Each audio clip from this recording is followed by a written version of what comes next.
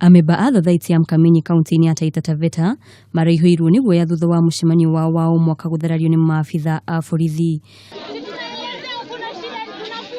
Ameba ya maugĩte ona thengia ya gũkorwo mahetwo marũa ma gũtabania mũcemanio ũcio nĩ OCS wa Voi matirĩ maraheo kĩmenyithia gĩa kĩrĩa kĩracũngĩrĩirie gũtharario kwa mũcemanio wao. Twakutana kama Wakenya tukafata taratibu zinazoruhusiwa na katiba, na mimi barua nilionayo ni ya kuniambia mkutano upo na nitapewa ulinzi. Na jana nikiwa na OCS kwa ofisi yake, Bwenyenye alipiga simu akaambiwa kama una malalamishi na SK Mnaoni, niko na hao watu hapa, njoo. Hakuja.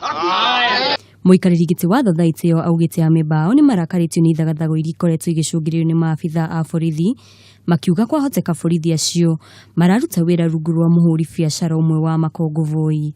Na mashamba yetu twasikitika hata tunaposema kuna mengine yalivurugwa na trakta yakapandiwa makonge juu. Kuzuiliwa mkutano, barua ambayo imetumwa kwa WhatsApp na barua ambayo imeshikwa ambaye amesign si mwenyekiti wa cooperative, yeye si kamati ya cooperative.